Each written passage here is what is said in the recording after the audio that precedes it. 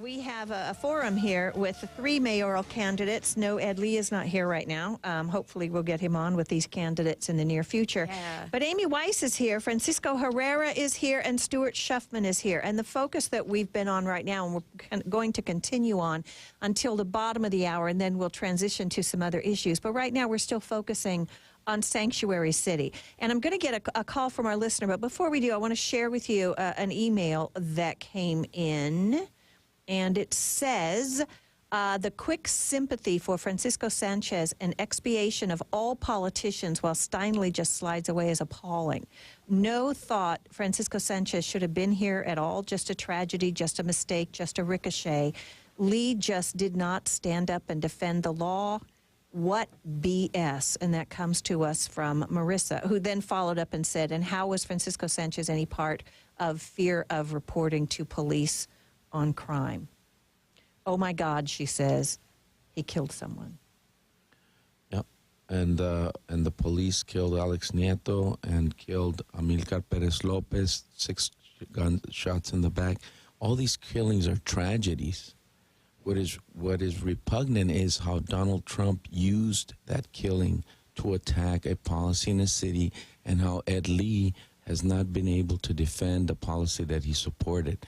Sanctuary City should not be attacked, a program that is here to defend and protect the lives of people. So we should send people back to Mexico, El Salvador, and Guatemala, and have them get murdered over there when they're fleeing violence because Donald Trump wants to be president. I don't think for most of our listeners, this discussion on Kate Steinle began at her killing. It had, yeah. And then Donald Trump jumped on it. But exactly. We talked about it before Donald Trump talked about it, and there was a major concern. And so there's, who was protected in the Sanctuary City law in the Francisco Lopez case? Who benefited from that? Well, like I was saying before, I think when we were on our break, Ed Lee could have decided that this was time for a policy analysis. If I was mayor at that time, I would have held a public hearing about it, and I would have sat there. Mm-hmm. I would have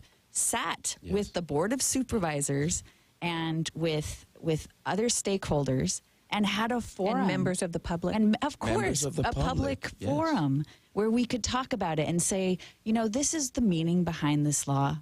This is what happened. So do we need to rethink this? And why are people coming here? And why was this man coming and going like a revolving door, getting deported and coming back? Are there larger issues that we can discuss as a city, as part of a country, as part of an international community? And should we change this? Because he did serve jail time. It was for nonviolent crimes, felonies. But should we change it so that if someone has been in prison for 3 years, that we actually work with ICE? Like, I'm fine with having discussions about the nuances of this, and that's what we should have done as a city together. Here's a man who's homeless. It was passing the buck, pointing fingers. That's part of the problem. But here's a man who's homeless, who's got mental problem issues, a federal and addiction issues, a federal agent's gun that nobody's talking about, and it's like Bill Hing said, a wonderful lawyer who was part of the development of sanctuary cities and teaches at USF. There's a lot of ifs. If there had been more support, if there was more support for the mentally ill in the city, these are questions that are not being asked. And I think it's really sad to see a political manipulation of a tragedy, because it is a tragedy. It's a tragedy, but I'm not buying into political manipulation. Mm-hmm. I'm buying into, let's see if this policy is working for people, because this is not the first time there has been someone who the public feels should have been deported. There was also... but how many have there been? The names of the family. Well, the ones that were the most publicized. But how many should there be before we look at the policy and say, are we unduly endangering the public? And it doesn't have to be a killing. People are victimized in various ways. Yeah. Sometimes it's property crimes, sometimes it's physical crimes, and on the more rare occasions, thank God, it's a murder. But I mean, there's a lot of policies we can talk about that, like our policy with guns in this country, and we our policy with mental talk health. About all of those policies. Right. But you know, there are certain ones that we have control over or that we have enacted, and maybe the way we're enforcing them has gone beyond what they were intended to do. Great time for a discussion about it. Great time for a discussion I've worked in about it. every job you can imagine. I've had so many different jobs. I've worked with so many undocumented immigrants, and not a single one of them has committed a violent crime. Have any of them been victimized by a crime?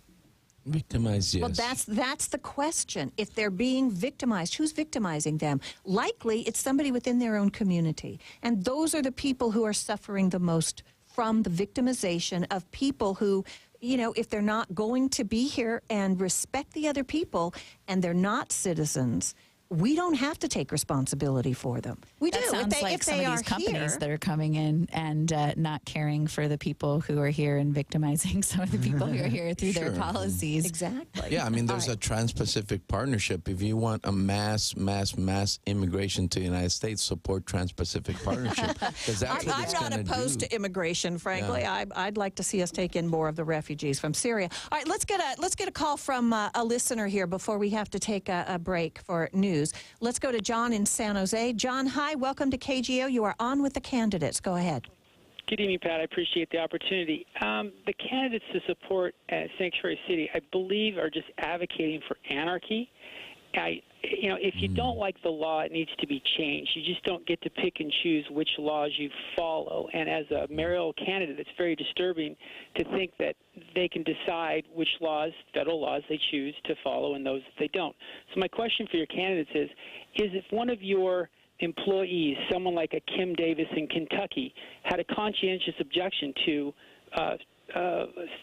providing marriage certificates to gay couples, that's her right. She gets to just choose which federal law she chooses Apples and not oranges. to follow. So what's the difference between Kim Davis not following the federal law and you as a mayoral candidate not choosing to find federal immigration laws? Yeah, I don't think anyone was saying not to follow federal.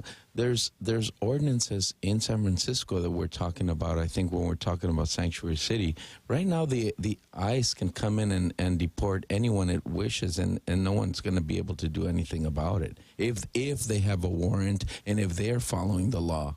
So I don't think anyone here is talking about disobeying any law. Well, Sanctuary As a matter City. of fact, I think Ross McCreamy was precisely, that's what he's been saying. His job is to support the law, and he was following the letter and the spirit of the law. And we have the opportunity, like you're saying, caller in San Jose, to examine the law and see what is it that might not be working. I think that's what you're speaking about, is that maybe there's pieces of this that we're saying that this man, it's clear that he wasn't contributing to the fabric of our society in San Francisco and in California and in the United States. This man who ended up killing Katie, he wasn't, and so because he was going through the system and he had a drug addiction problem and he kept coming back and forth between these countries. What do you do with someone like that is the question. And then I want you to think about that. What do we do with some of our young people who are caught up in cycles of violence in our neighborhoods? Do we throw them away too? Where do we throw them away to? Is it throwing them away, and not that I think minors are a different issue, but is it throwing someone away to make their country of origin responsible for them after they've violated our laws? And I'm not talking about by immigration status, but I think immigration status comes into the discussion when it's somebody who is habitually criminal. Now, we've got to take a break, and when we come back, I think we should pursue a few different issues. But I did have one question. I don't know if any of you know the answer to this. But by John's question in San Jose, he said Kim Davis is picking and choosing the laws she wants to obey. Sanctuary City has been upheld in the courts, right? It's not illegal to have a sanctuary city within any particular jurisdiction. That's correct, isn't it? Yeah. Okay. Oh, she turned off your mic. Sorry.